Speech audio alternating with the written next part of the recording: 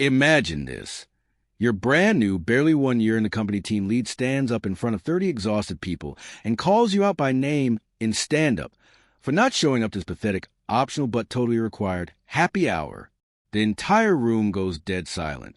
And right then, something inside me snapped. What happened next left him sitting alone at a bar for the next 3 months, sipping his beer in total silence.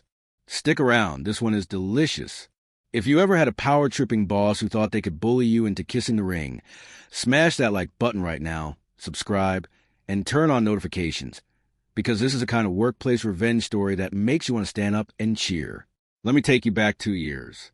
I worked at a mid-sized tech firm, decent pay, good benefits, about 30 people on the floor doing the actual work that kept the lights on.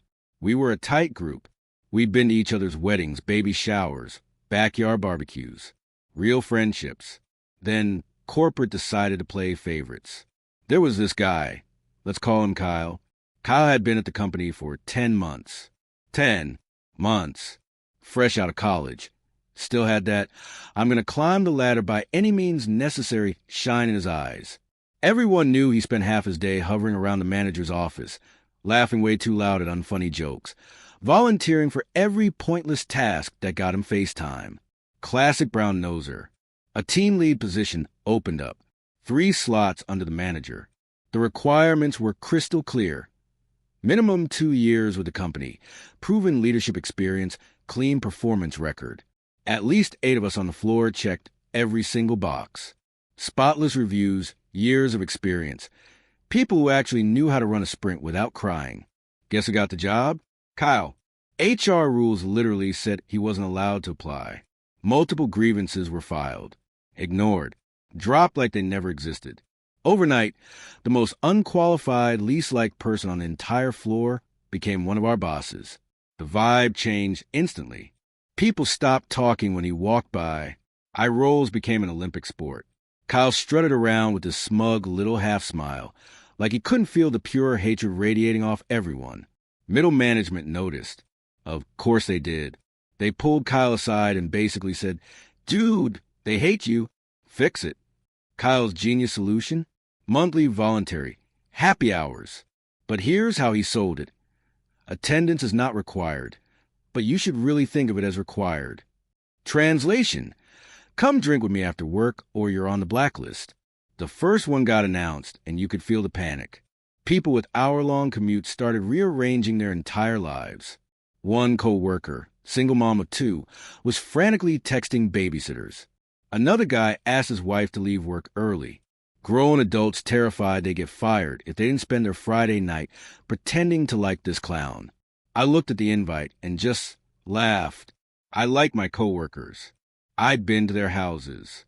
I was not, under any circumstances, wasting my free time fake laughing while Kyle tried to be the cool boss. Kyle didn't like that. The day of the happy hour, he came by my cube 3 separate times. First time, "Hey, you coming tonight? It's going to be awesome." Second time, "Really hope to see you there. Team bonding is super important." Third time, leaning on my desk like we were buddies, "Come on, man, don't be that guy." I looked him dead in the eye and said, calm as you like, "Kyle, if I'm off the clock, you don't get to tell me where to be. I know my rights." His face went bright red. He stormed off without another word. Next morning, everyone shuffles and looking like they've been held hostage, which, let's be honest, they kind of had. Hungover, exhausted, pretending they had the time of their lives. 10 o'clock stand-up rolls around. Kyle gets that fake happy look on his face and goes, "Man, last night was so great seeing everybody." Really shows who the real team players are. Then he turns, looks straight at me and says, loud enough for the whole room, "Some people are just antisocial, you know? Management notices when you're not willing to go the extra mile. Don't skip the required events, guys." 30 heads slowly turned toward me. My pulse was hammering in my ears, heat crawling up my neck. That little weasel just publicly humiliated me because I wouldn't drink his cheap beer. I smiled, nodded, said nothing. 20 minutes later, I opened my email, carbon copied the entire team, Kyle included, and hit send on the most polite career nuke you've ever seen. Subject line: Quick note about after-hours events, hourly employees. Body. Hey everyone. A few people asked me about the happy hours and whether they're actually required for hourly folks like most of us. Just wanted to share the relevant state statute so nobody has to stress. States that non-exempt employees cannot be required to attend unpaid after-work events, trainings, or social functions. If you can't make it because of family, commute, or any other reason, no worries at all. Your time off the clock is yours. See you all Monday. I hit send and felt every ounce of rage melt into the purest calm I've ever known. You should have seen the floor that day. People reading the email on their phones, eyes going wide, little smirks spreading like wildfire. A couple people actually fist bumped under their desks. The next happy hour rolled around 2 weeks later. Guess who showed up? Kyle, his two remaining sycophants, and the bartender. That's it.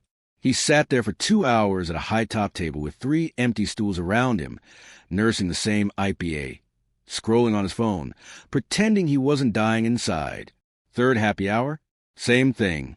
Just Kyle, alone. The bartender actually started feeling bad and gave him a free appetizer. Word is middle management called him in after the third Ghost Town happy hour and told him to knock it off because the team-building initiative was now a running joke in the entire building. Kyle stopped the happy hours, stopped the fake friendly act, spent the next 6 months keeping his head down, doing the bare minimum, until he quietly transferred to another department nobody wanted to work in. The best part? A month later, I walked past the break room and heard 2 of the senior devs laughing about Captain Solo and his empty bar stool. That nickname stuck for the rest of his time here. I never said a word, never gloated, just watched him realize that all the sucking up in the world can't force 30 grown adults to like you when you're a walking embarrassment. Sometimes the sweetest revenge isn't loud. Sometimes it's just giving people the information they need to stop being afraid. 1 email, 30 freed hostages, and 1 very lonely team lead staring into his beer, wondering where it all went wrong. If this story gave you that sweet, sweet justice rush, smash the like button. Drop your own workplace revenge story in the comments. I read every single one. And subscribe because every week we're bringing you more stories of people who refuse to stay quiet. See you in the next one.